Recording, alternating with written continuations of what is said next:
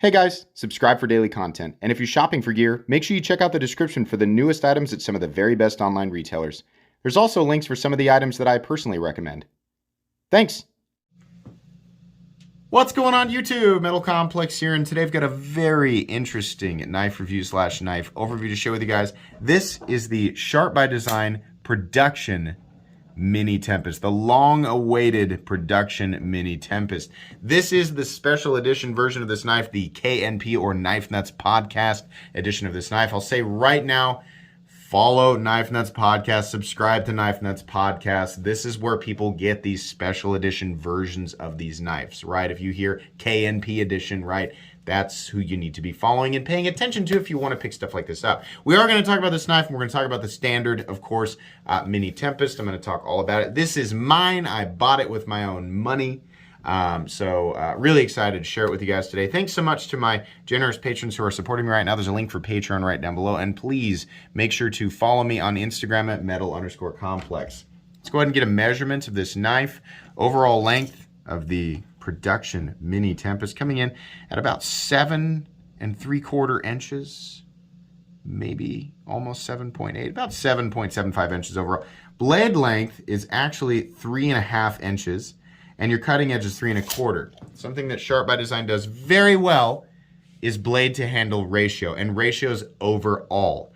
If you don't know, Brian Nadeau is kind of a wizard when it comes to knife design. And in my opinion, he's the best knife designer in the world, and probably makes some of the best knives I've ever handled, right? So anyways, let's go ahead and do some size comparisons up against the Ontario Rat Model 1 and the Ontario Rat Model 2. You can see here it's kind of right in between.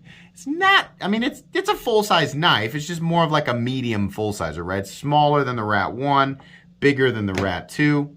Put it up against the Spyderco PM2 and the Spyderco Para 3. Sorry, I was looking for it. Once again, kind of right in between. More cutting edge, though. More cutting edge than the PM2, right? Sorry, here, let's turn it this way because perspective, right? Get them as close as we can to the bottom so you can see. Yeah, it's pretty amazing how much more cutting edge you're getting with a knife that is so much shorter. But, you know, some people don't care. Ratios may not be as important, which, funny enough, I'm kind of one of those people. Last but not least, the Benchmade Griptilian, or in this case, the Ritter Hogue, and the Benchmade Bug Out. There you go. Pretty close to the same size as the Bug Out, just a little bit longer. Let's go ahead and do, excuse me, carry a profile, but real quick, a look at the action. Very nice, very similar to other Sharp by Design production models and custom models, actually. It's very controlled, very consistent, not completely and totally dropped shut, but that's fine with me. I prefer controlled action that is consistently smooth, which is always the case with Sharp by Design knives, whether they are production or full custom. Very good. Thickness up against the Spyderco Para 3. It's a little, is it? A little tiny bit, but we're also getting contoured scales, so that's totally fine. Length and height up against the PM2 and Para 3. We have a knife that really isn't, it's just not a cumbersome design, right? It's actually a bit, maybe just a hair shorter. It's about almost exactly the same overall length as the Para 3. Nowhere near as tall, and nowhere near as long or tall as the PM2. It's a front flipper, which means you don't have anything, you know, protruding out this side or this side. Why would the flipper be? You don't have anything protruding out of this side, right? Moving on here, let's go ahead and do a hardware check. Get out my tools. As per usual, my tools are very inexpensive and very recommendable. You can find them right down in the section of my description that talks about the tools I use in this channel. Unlike the customs, there are actually adjustment heads on these knives. So this is going to be a T8. The lock bar insert screw is going to be a T8. And then the only other screw on the entire knife, pocket clip screw, is also going to be a T8. Why is there only one other screw? Well, it goes all the way over to the other side. We don't need a backspacer or standoffs because a lot of the integrity comes from this seam construction back here, which looks really good and provides probably more than enough structural integrity. So your hardware is super minimal. This is just one of many elements that make this thing and other Sharp by Design knives just the design elements. It's just Brian Nadeau is always thinking ahead, right? You have like what you can normally expect, you know, from knives in 2022 or whatever the date is. Then you have knives that are, wow, really good. And then like way up here, you have these incredible designs by Brian Nadeau. That's just everything that you, in some cases, stuff you didn't even know would annoy you is not present and has been taken care of, right? Once you, it's funny. Once you handle knives like this, you realize that other knives annoy you in ways that you weren't annoyed with in the first place. So thanks, Brian Nadeau, for making me dislike other knives I thought I liked a lot. Anyways, let's go ahead and weigh it. So in this case, there are a lot of different versions, right? This KNP edition is the only one that has the long tanto blade. It also does not have the fuller that we see in the clip point and drop point variants of this knife, the standard versions. This version has purple fat carbon. Carbon fiber is the inlay, which is also something that's exclusive to this knife. And the blade steel on this guy is M398, while the standard ones are M390. Let's go ahead and weigh it because I don't think, regardless of the fact that there are a few different inlay materials and that the blade steels are different, I think they'll all weigh pretty much exactly the same. So the weight on this guy comes in at 3.39 ounces, which is perfect. If you are a ratios person and you subscribe to the whole ounce and inch thing, 3.39 ounces of weight to 3.5 inches of blade is very, very good, especially considering how compact the package is that we have received this product in.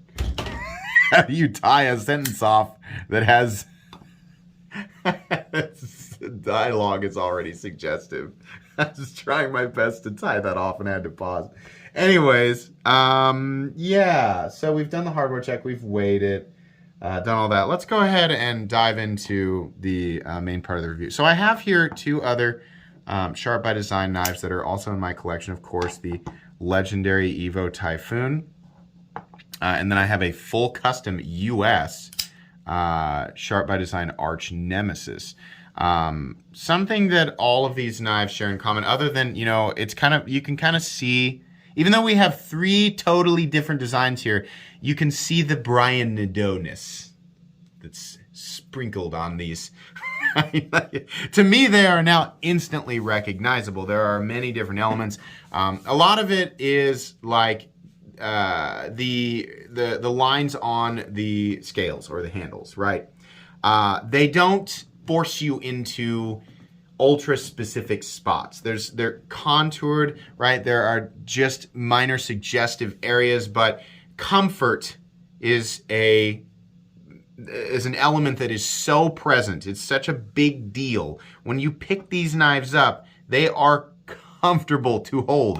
You have a sort of a medium-sized handle here in the Evo Typhoon. We have a smaller handle here, and then we have a much larger handle here. It's a little bit more distinct up here towards the, you know, I guess the finger guards, the flipper tabs, but still, comfort is a huge part of these, right? Everything flows together. There are no lines that just end up going, well, I guess I'll just be done here. No, everything is a nice continuous, yes, I can see why this line would transition here or go here, right? It all looks like it was supposed to be. You know, when you see, you know, somebody's like Nissan Altima and they've got 24-inch rims on it, bad news, Nissan Altima owners, that looks stupid on your car. That's the kind of thing I'm talking about, right? I mean, there is a general, and not everybody agrees on how aesthetic lines should flow, but I think there's just kind of a general way about things. Something like this it's simple, and then again, it's not. It's, you know, there's actually quite a bit of detail. It's something I've been saying since I started the channel. I like things that look simple initially, right? And then you get them in hand, you get them up close, and you go, oh my God. this was extremely well thought out, and we have yet another example of that here in the Mini Typhoon. All right, enough with the obligatory I love Brian Nadeau designs, right?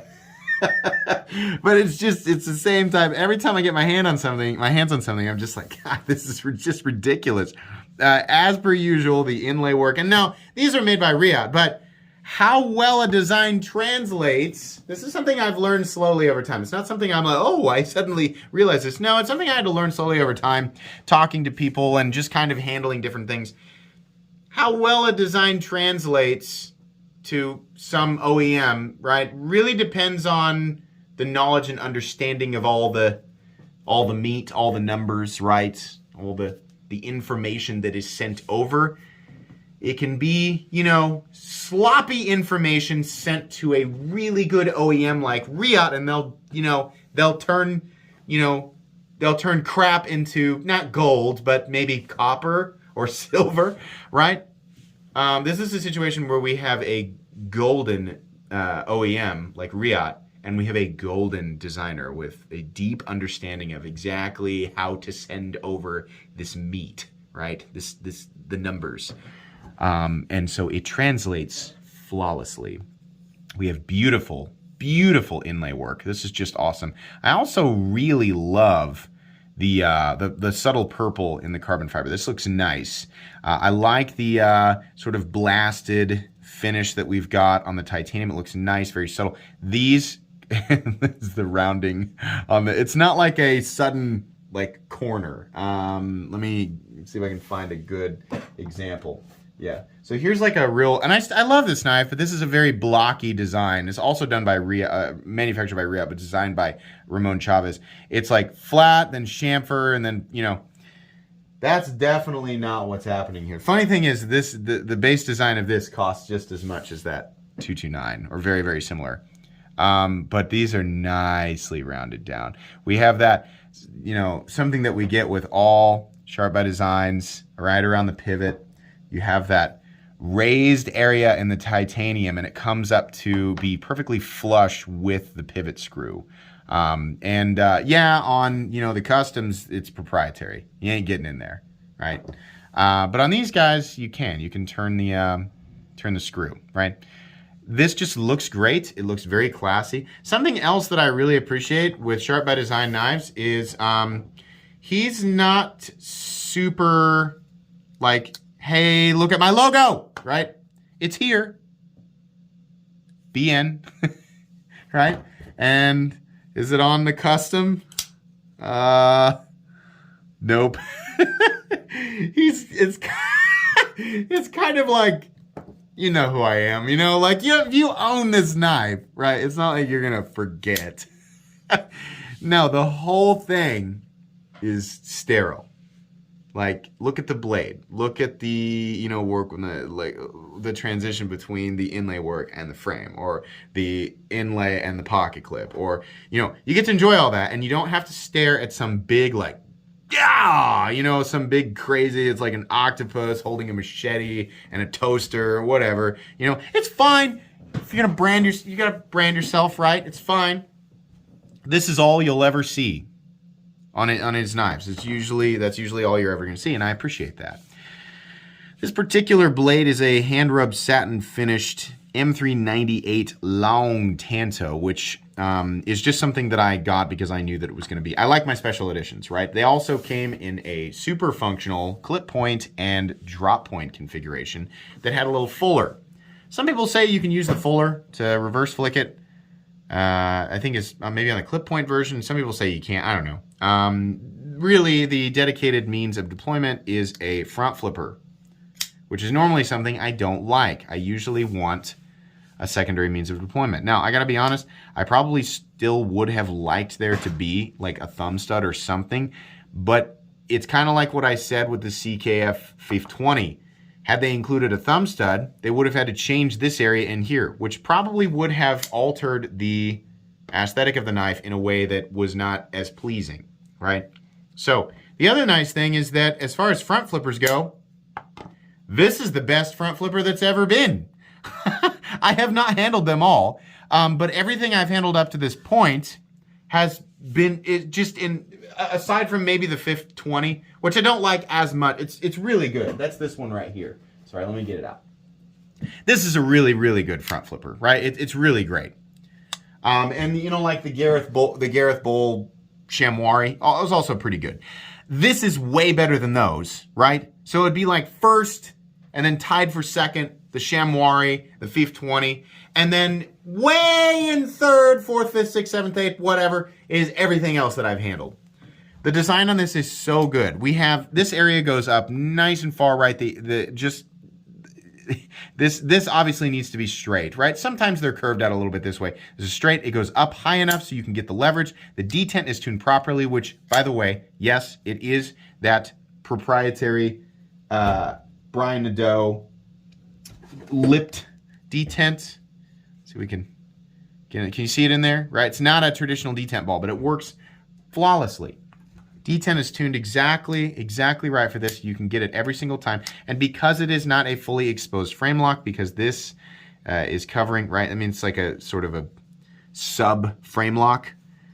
Where you are bracing is not, you're not putting pressure on that frame lock. So it works perfectly. Exactly the way, I would say if you've never handled a front flipper, you could pick this up, possibly get it first try, but you'll have, within 5 attempts, you'll have it. And you'll never have to worry about it again. Wonderful. Ease of disengagement of the lock bar is interesting. The lock bar insert itself is actually extended. Look at that. It comes, there's a little detail in there how it sort of comes to a peak, but it's actually raised above the lock bar so that we get that, right? It's the same height as the show side scale is the same height, I guess. It comes up to the same area as the non-show side part of the lock, but the insert itself is extended and raised so that you can come in from the side. Is that the way that it is on the, yeah, it's a detail I didn't actually point out on the Evo Typhoon. It's the same way. He uses the lock bar insert to, you know, basically a means of engagement so that you can move it. I've not seen that before. It's just really nice, other than, I guess, on other Sharp by Design models. Beautiful. And then this area is knocked out. Like this is just, it makes disengagement easier when they do this versus companies who are just like, okay, so we have a rectangle and another rectangle and let's get them real close together so it's annoying to disengage. Yeah, that's great. Let's just leave it like that. That'll be fine. No, this is the area that you have to interact with to get the blade to disengage. You are going to be pinching your thumb in there one way or another, so you might as well make it as convenient and comfortable as possible. And that's what Brian Nadeau has done here. This is wonderful. It's absolutely wonderful. Ergonomics. They're perfect. They're perfect. I mean that. Why? Because once again, I've said this many times, I think the greatest pocket clip designs in existence come from Brian Nadeau. We have a slight swoop, slight raised area right here, and then this is a continuous rise. Pretty shallow, but it'll still rise to meet most pocket seam thicknesses. So it'll slide in and out of the pocket with one hand. You won't have to like hold the pocket and dick around with it, right? That's something that bothers me. But most importantly, it's short. They didn't like make it, you know, it's knives where it's got like this, it's like, oh, the ergonomic profile is really good. And then the pocket clip just comes to here for no reason. Ugh, no, we have a nice short clip. Doesn't bother your hand. It's nice and flat, nice and rounded off, right? It's not, the bill isn't going like just sticking up into your hand. It's not doing that, right? Oh, this is nice. Nice big sharpening choil here. I think the long tanto, you know, the downside is that it is a tanto. So if you're going to sharpen it, number one, I have no experience sharpening M398. What is M398? It's by Bowler. It's meant to be, you know, a newer, shinier M390. Think of, oh, what's a good example? Like, there's they did the Shelby Cobra GT350 Mustang, and then they did like the Shelby Cobra GT500 Mustang. All right, it's just more, it's just better.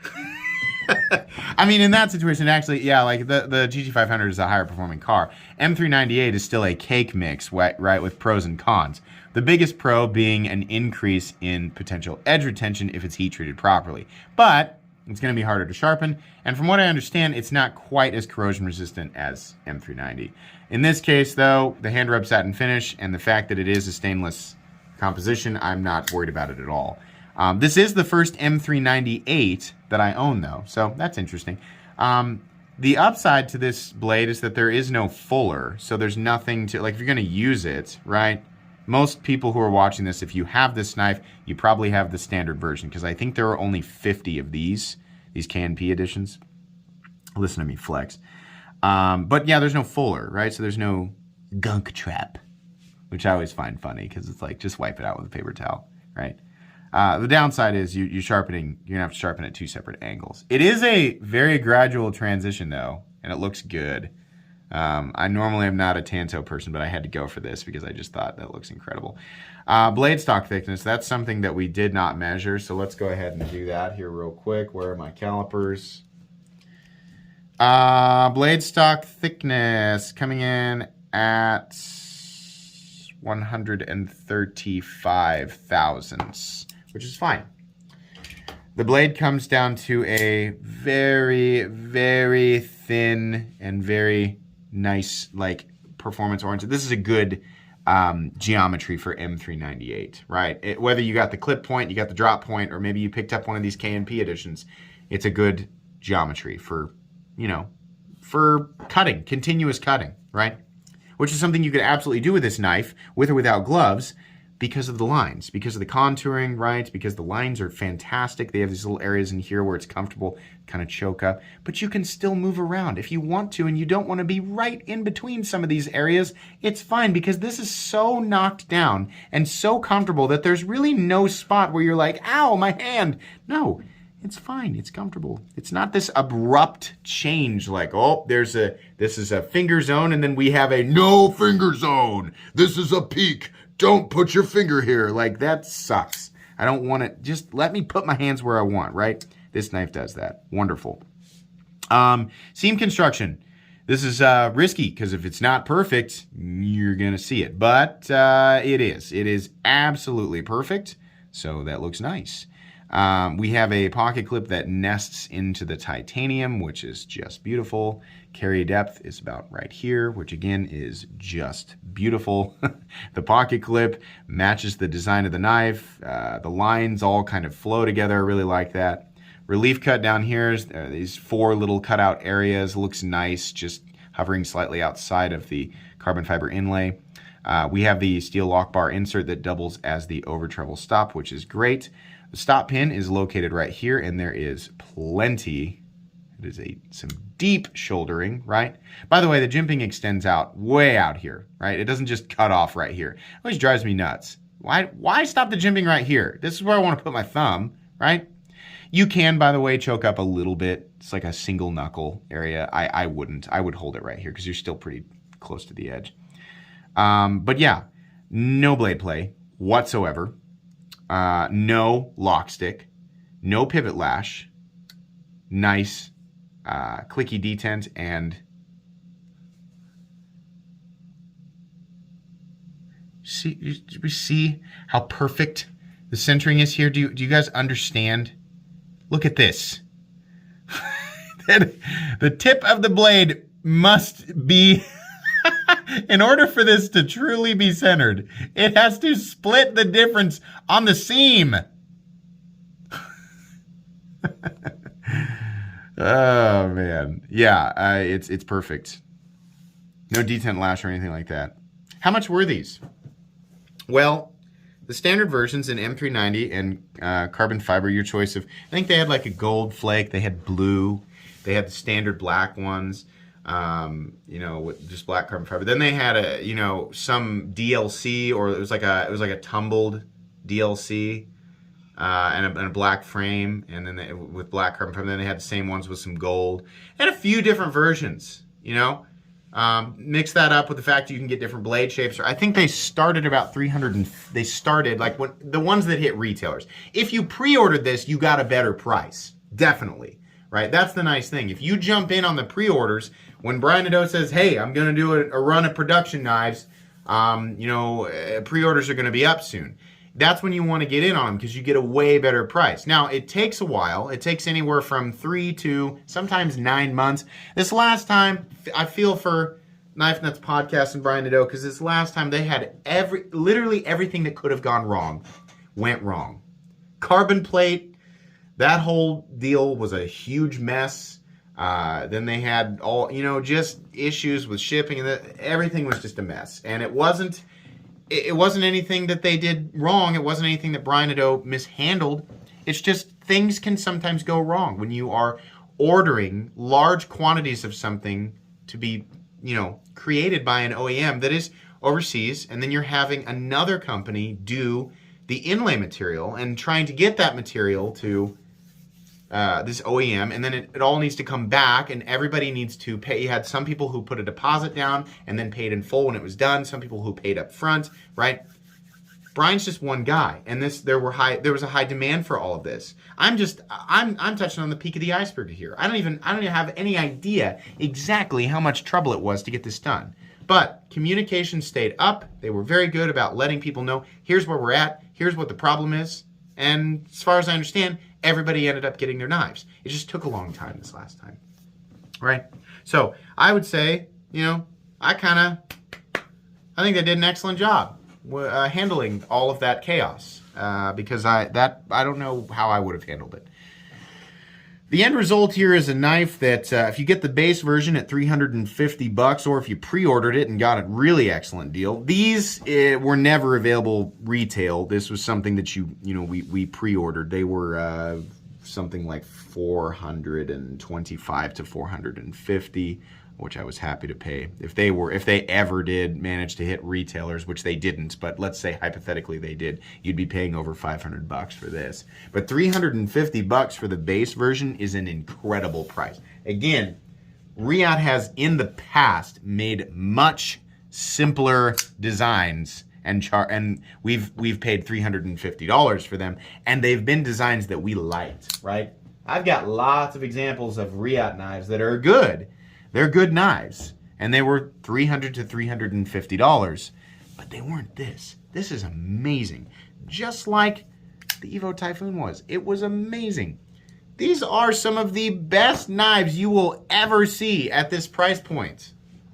Number one, because nobody designs like this, right? It's just Brian Nadeau, right? It's just, in my opinion, untouched in this territory. And number two, the price is going up on everything. This is excellent. It is absolutely a recommendable knife, even though at this point they're probably all gone. So I'm kind of just recommending production Brian Nadeau knives in general, Sharp by Design production knives in general. But yeah, if you can get your hands on this for a reasonable price in the secondary market, yes, it is amazing. You will love it. It's also one of my favorite knives of all time. I think it's also one of the greatest designs of all time. You probably saw it on my recent top 50 greatest pocket knives designs of all time, which is funny because, again, it's a front flipper only. I wouldn't change anything about this. I would feel stupid changing anything about this. I don't want it to be anything different, right? And before people say, oh, I just want a bigger version. He does do a bigger version. It's a custom, the Tempest, right? Which I think comes in front flipper form and rear flipper form. I don't know. He's done a bunch. You can check all his knives out on his Instagram. But yeah, he does a larger one. Maybe in the future he'll do a production full-size Tempest. Who knows? If he does, I'll be there. In fact, I'll be there for whatever the next production Sharp by Design knife is, because I've had nothing but perfect experiences with this stuff. I don't care if I have to wait. If I have to wait for 3 months, or I have to wait a year, or I have to wait longer than a year. I don't care. I will wait. And I would say what you're going to hear largely from the portion of the community who is like me and has picked these knives up, they'll tell you the same thing. They're worth waiting for. Guys, that's going to be pretty much it today. This is a wonderful knife. Wonderful, wonderful, wonderful. And I expected it to be exactly that.